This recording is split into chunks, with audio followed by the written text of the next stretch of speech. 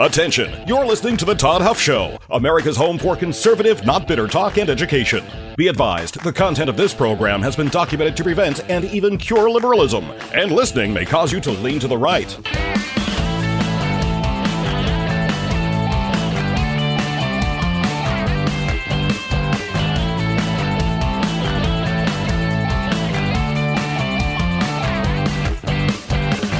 And now, coming to you from the Full Suite Wealth Studios, here's your conservative but not bitter host, Todd Huff. My friends, I want justice for the Epstein victims. What about you? Are you like me, searching for actual justice, actual accountability for the people who have been, involved in these heinous, wicked acts? Or do you only want to see President Donald Trump get caught and finally get brought down in this so-called pursuit of justice? I want real justice, and I don't care who's listed. I don't care any of that. I don't care if they're billionaires, millionaires, donors, Republicans, Democrats. It shouldn't matter to any of us. If they have been guilty of committing these vile, heinous, wicked acts, they need to be held to account, no matter their name, no matter their political party, no matter any of that stuff. That's what needs to happen here today. That's what I want to talk about, my friends, on today's program. I'll also tell you a little bit of inside baseball here behind the scenes, that every single fall since I've been doing this program, you can go back to the show archives and confirm this. At some point in the fall, I have my vocals get to where it's allergies, it's just the time of year, I don't know. But it is a major, major problem for me. I'm going to do my best. I think that I sound relatively okay at the moment. I will have to pause, as I just did right there, on occasion to clear my throat. Oz is trying to do her best to help me here as well with some hot liquids, which should hopefully keep the vocals flowing. But I just want to say that I apologize up front for that, because that, of course, can be something that happens here this time of year, unfortunately for me. So be advised, that's something that that could be a problem for me and for you in the days and weeks to come. I hope not. I hope that we have no vocal problems this particular fall. Before we get started, my friends, let me remind you, MyPillow has been a valued partner with this program since about April of 2023. About 2.5 years now, they have been partnered with us. Many of you have purchased their products.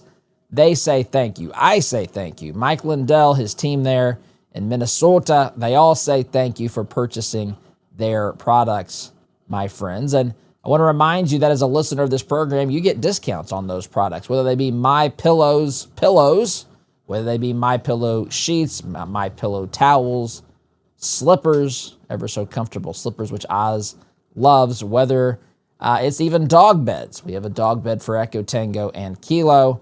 Check it out, MyPillow.com. Promo code Todd gets you discounts on virtually all, probably all the products, but I always say virtually all products, my friends. MyPillow.com, promo code Todd. Check it out there today, my friends. All right, let's get started talking about the issue, I guess, at hand here, which is this pursuit of justice, or depending upon who you are, the pursuit of Trump in the latest developments with the Epstein case, the Epstein files. Now, you will know that Democrats have leaked what is it? I've read it. It's a poem, a creepy poem that was supposedly given by Trump to Jeffrey Epstein for his 50th birthday, along with a lot of other things by other people, put in this book, I guess. And it's creepy. It's signed Donald at the bottom. The White House has said that this is not Trump's signature. Trump says that he's never seen that doesn't exist. But they've released something that says, released something here that says that this is allegedly something that Trump gave to Jeffrey Epstein. Now, the people on the left are just, thrilled about it. This is not the normal way. This is not the normal way to think about this if you're a regular human being.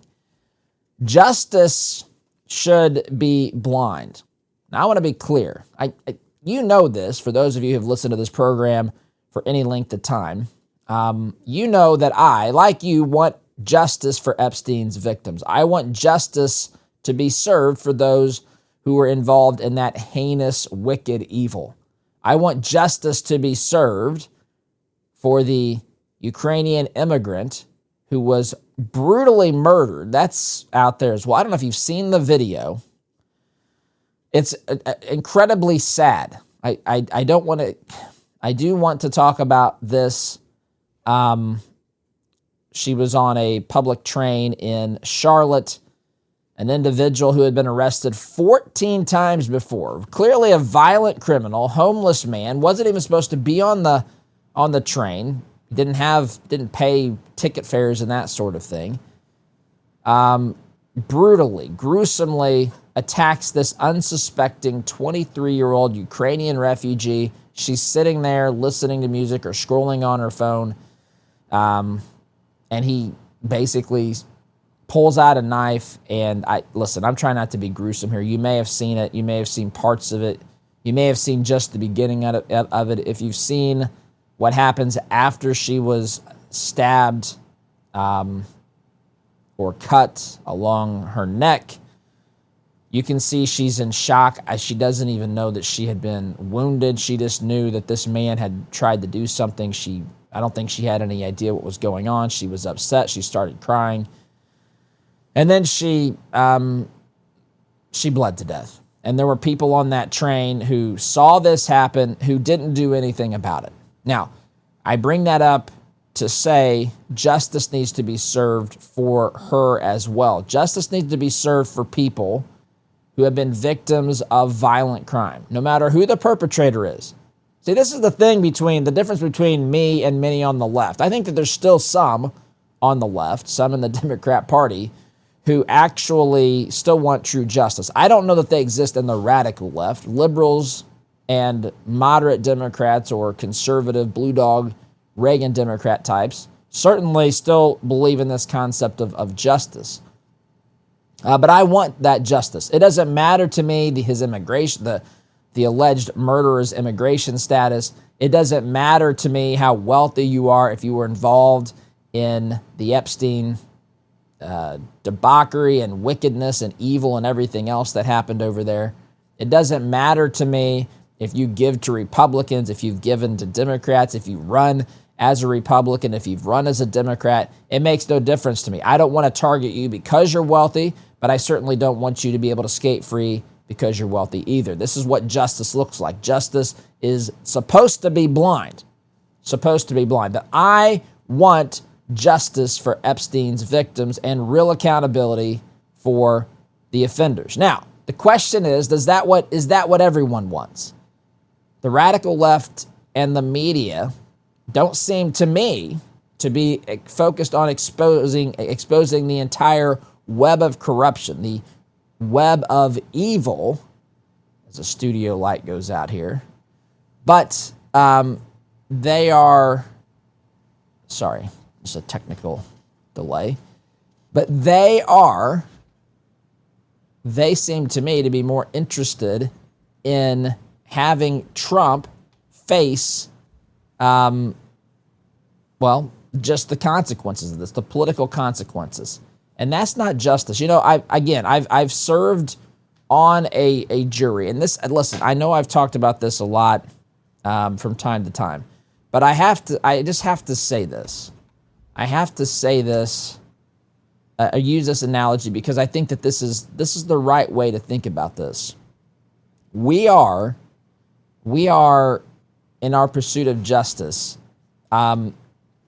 We shouldn't be joyful or just thrilled when we find evidence that condemns another human being. Now, on the one hand, we should say I finally am happy that we have answers to these questions. But we shouldn't take great joy in someone meeting justice. On the one hand, it should be something that we appreciate and have kind of a reverence for, and we should have a pursuit of it. Absolutely. We should want it to be pursued. We should want those who have committed heinous acts to be held accountable, but it shouldn't be celebrated like it's something that we're happy about. The whole thing, having to hand out justice, means that there was a bunch of stuff that happened that was atrocious and just terrible for another human being or other human beings. And it's not something to just get excited about. It's something that we should kind of have a quiet, solemn approach towards. Yes, I want it. Yes, I desire it. But this whole thing, these crimes that have happened and the victims that have been created by it, is not something that's good. But to hold people to account, is a very, very good thing. But I don't know how much people on the left are actually concerned about accountability. Democrats released a disturbing, quote, birthday book with sexualized drawings and a crude poem written allegedly by Trump, signed by Trump anyway, allegedly. Trump said it's not his signature. I've seen handwriting experts. One said it is Trump's signature. Trump saying it's not. Who knows? I mean, here's our problem. We're going to get into our problem quickly here because I feel like we've reached an impasse. Let's take names out of this for a moment.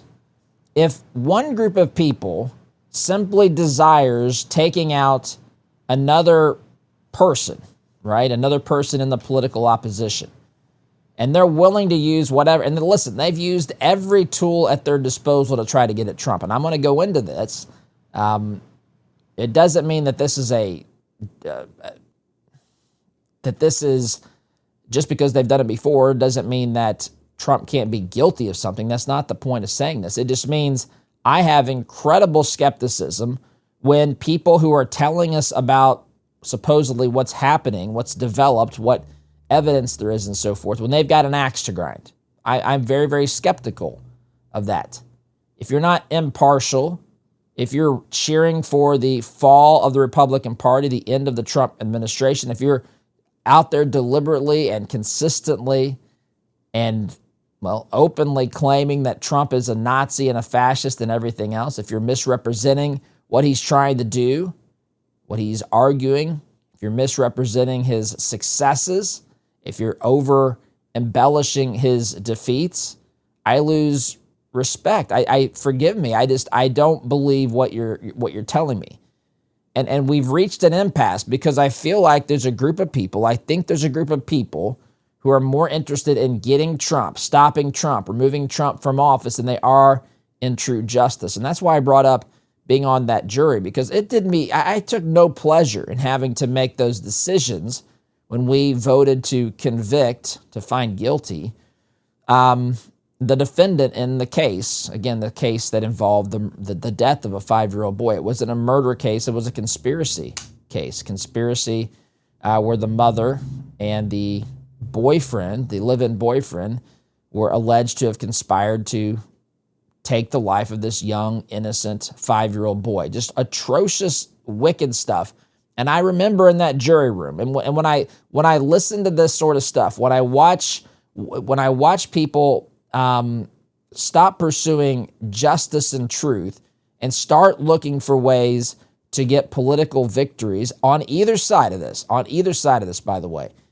And they stop caring about, again, what the evidence suggests. They think because, listen, even if there's a lot of layers to this. I remember when the defense attorney was selecting, we were doing jury selection, and the defense attorney asked questions trying to determine if he was trying to find a jury of people that he knew would give someone who was a bad person, by all accounts, who had done some really, really heinous things. There was going to be evidence, and he knew this in the trial that I was a juror on. He knew that there were going to be There was going to be evidence that made his client look like a really bad human being.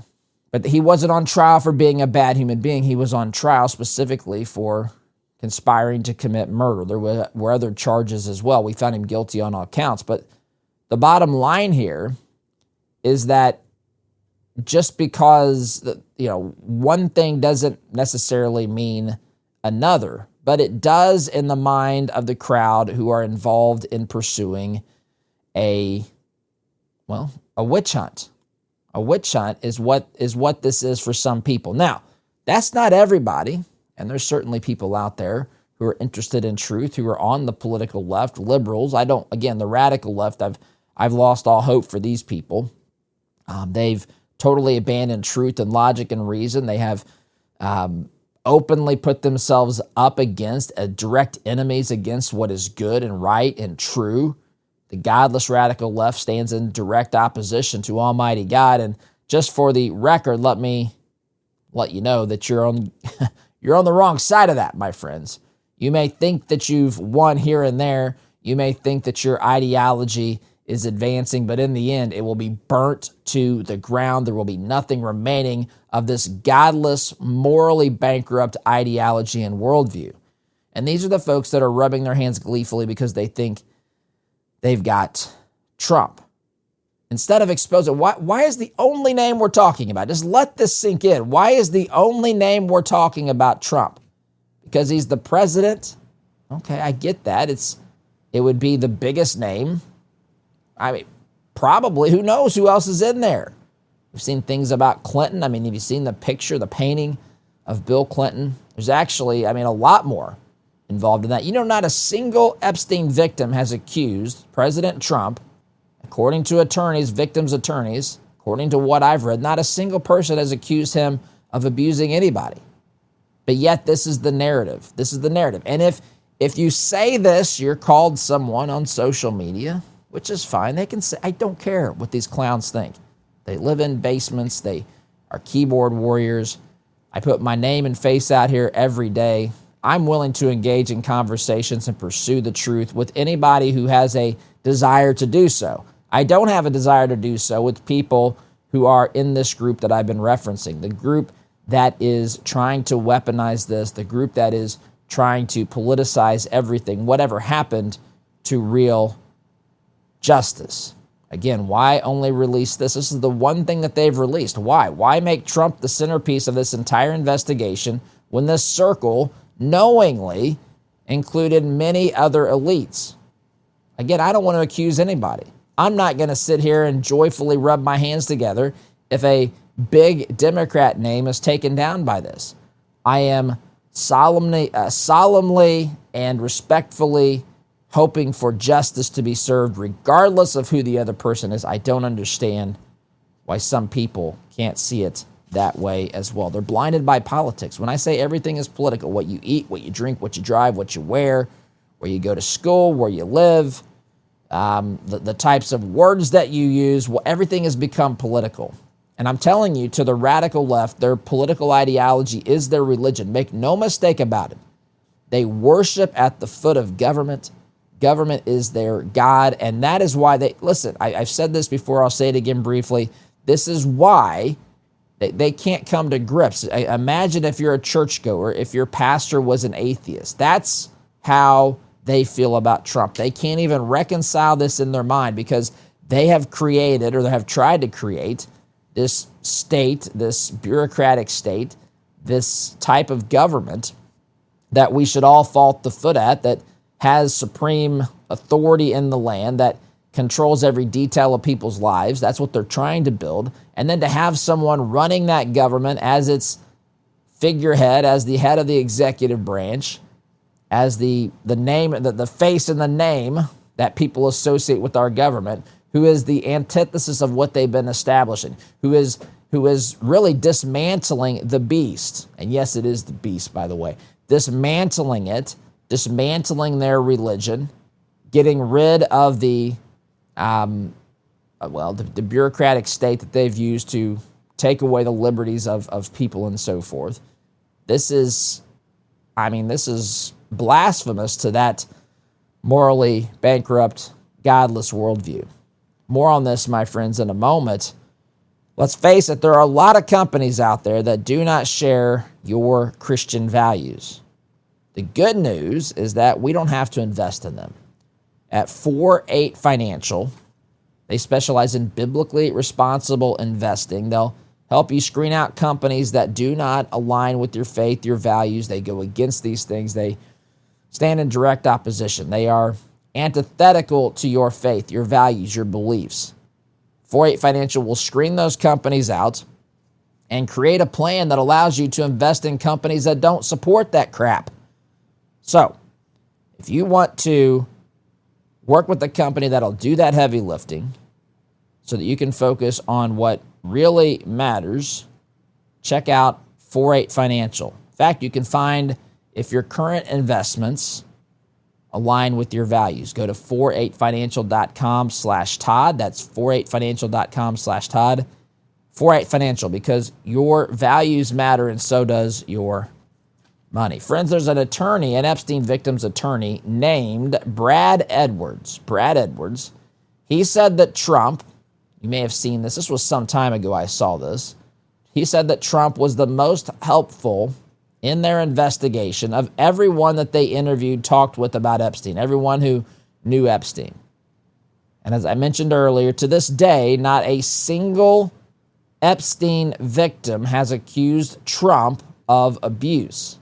That's a fact that you don't hear in the media because it breaks their narrative, because this is entirely about Trump. Now, if Trump has done things that are involved with Jeffrey Epstein and so forth, of course, he should face justice for that. If anyone has, that should be the same. We should be able to say that about every name of every person we know that we could conceive of to put into that blank. This person was involved with Jeffrey Epstein, who was actually abusing women and minors. Those people, whatever name's in the blank, whatever evidence supports the name being in the blank, if it's actually beyond a reasonable doubt, those folks, regardless of their name, party, political affiliation, race, anything else, amount of money, should not determine if they face justice. They should face justice if the evidence suggests that they should. This is pure and simple, my friends. I got to take a break. When I get back, I want to talk with you about some of the reasons people like me, if you really want to know some of the reasons people like me have questions when we're told things like we've been told about this poem, this letter, this signed piece of paper that Trump allegedly put into Epstein's birthday book. But I've got to take a break. We'll do that after the timeout, my friends. Sit tight. Back in just a minute.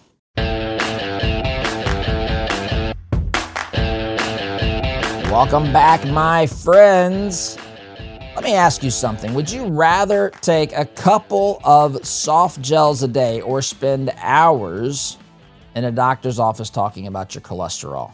I know what I would choose, and that's why I take Salty. Listen, I'm friends with my doctor and usually like to see him. Don't always like going to the doctor, but if there's a way to proactively prevent things like heart disease, high cholesterol, and so forth, which Salty has been proven to lower cholesterol, if there's a way to do that proactively, take good first steps, why would I not take those instead of immediately start again? Nothing wrong with going to the doctor. There might be times when that's absolutely necessary.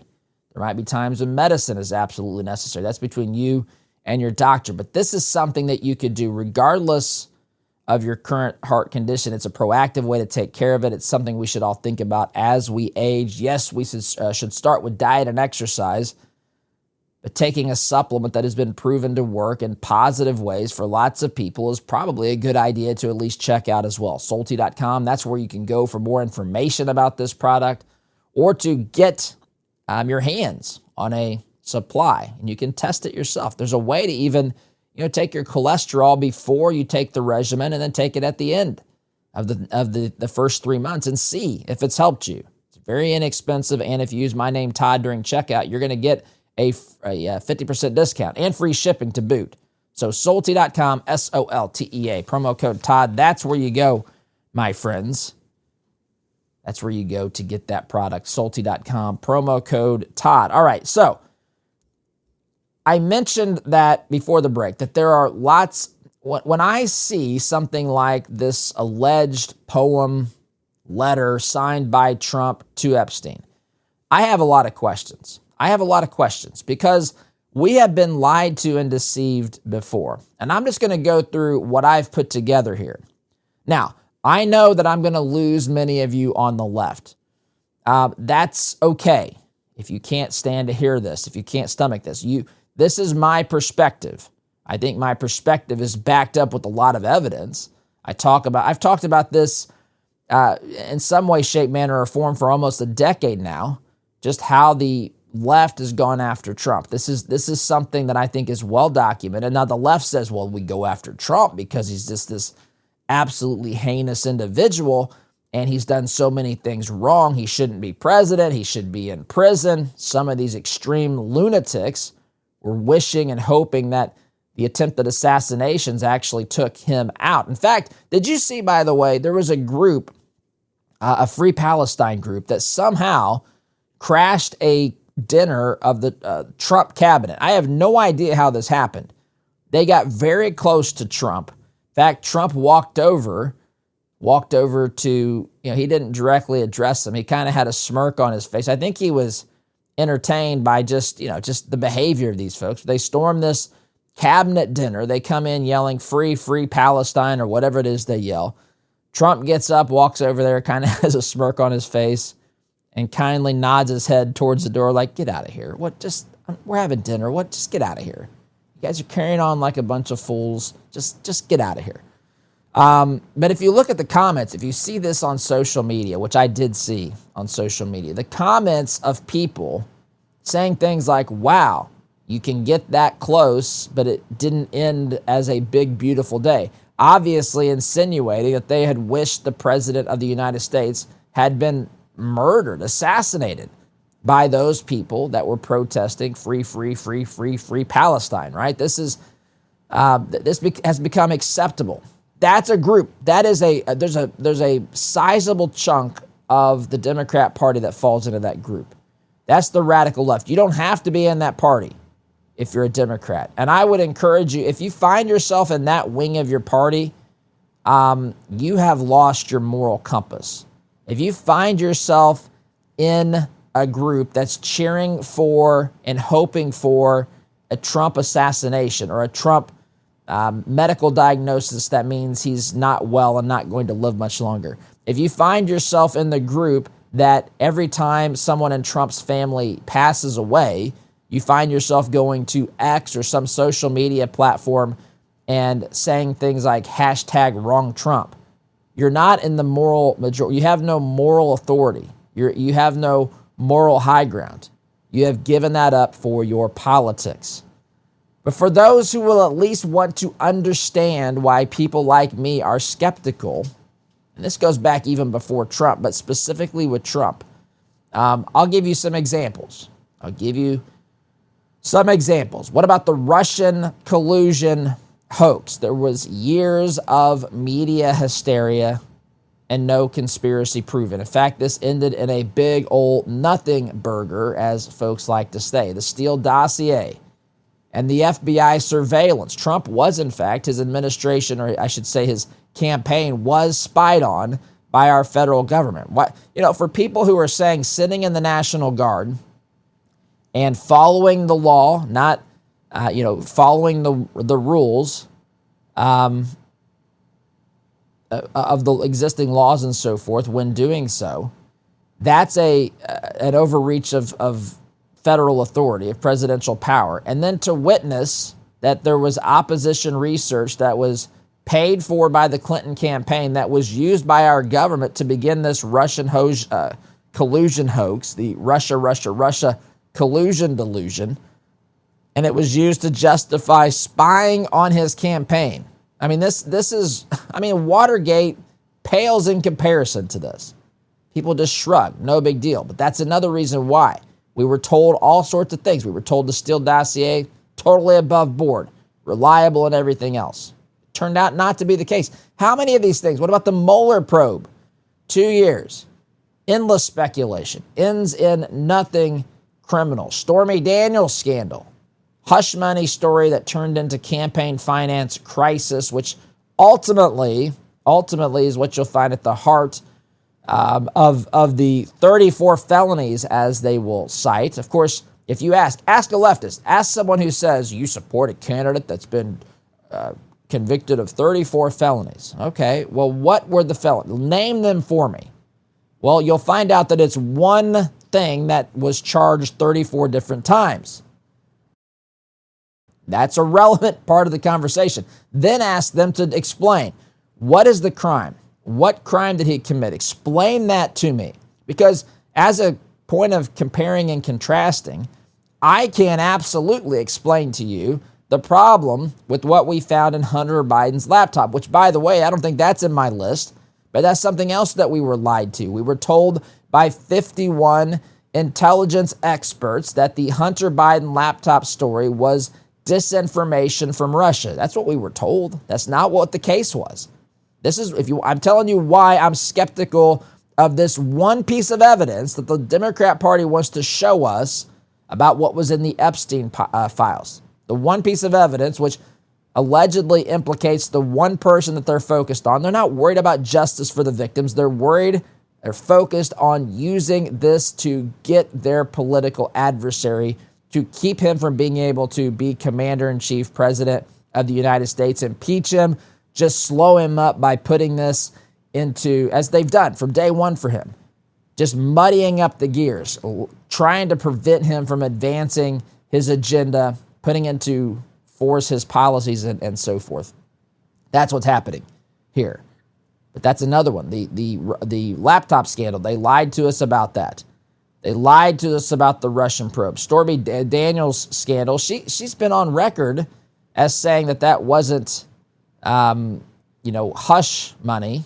But now, of course, it's all over the place. It doesn't matter because they just want this list. And my problem is, tell me which of these things, give me something that I can stand on and say, you know what?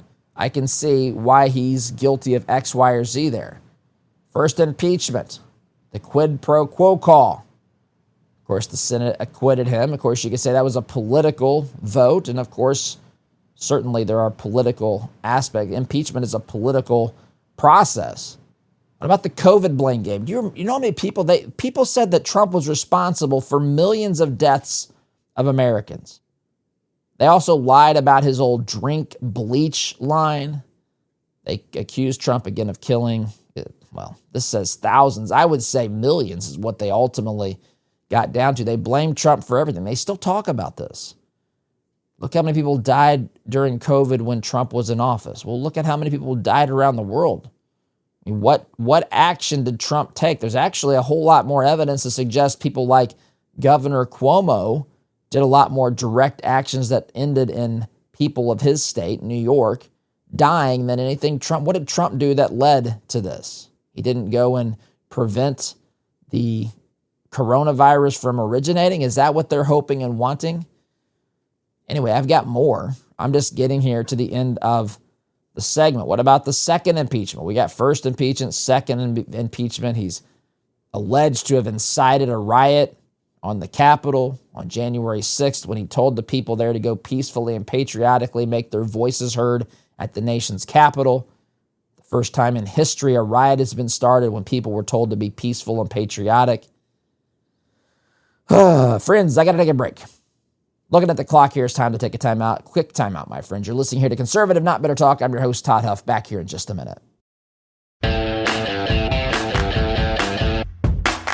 My friends, welcome back to the Full Suite Wealth Studios. Final segment of today's program, The Todd Huff Show. Tomorrow, by the way, is the 24th. I don't like to use the word anniversary because that typically implies some sort of a celebration, right? If you have a 25th wedding anniversary and so forth. But tomorrow is the 24-year mark. It's hard to believe of 9/11, so we'll talk about that. Also, this will be the first time I mention this. We will be out. I will be out of town starting next Friday. So we'll be here the rest of this week, most of next week. There will be guest hosts including my friend Chris Dunham, who I know many of you enjoy listening to. He'll be here someone will be here the 19th, and then most of that following week. I'll be back by Friday, but we'll have some guest hosts, John Crane, Gary Varvel, Micah Clark, and of course Chris Dunham, who I mentioned. So that's just a little bit of what I want to say here, a little bit of housekeeping. Friends, have you ever wished that you had a whole team to help manage your financial life? That's the beauty of family office services at Full Suite Wealth. Their experienced advisors bring together everything from high-level investment management, things like private equity, private credit, option strategies, alongside complex legal needs, all customized for you. It's like having a family office just for you with people who know your story, your goals. If you're serious about planning for the long haul, check them out, fullsuitewealth.com. That's the website, fullsuitewealth.com. Build your legacy, my friends. Build your legacy. Secure your future. Looking here at some other things I want to get to. I'm going through the reasons that people like me, other conservatives, other Republicans are skeptical of things that the Democrats tell us are true.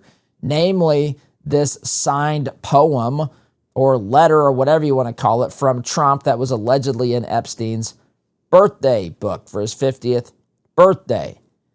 Talked about COVID, first and second impeachments, Mueller probe, Russian-collusion delusion, all this stuff we talked about. What about social media bans? Remember, he was silenced on Twitter, silenced on Facebook, silenced on YouTube. I'm going to tell you, we used to broadcast this program on YouTube. I put clips on YouTube Shorts now, but I will tell you this. In my opinion, the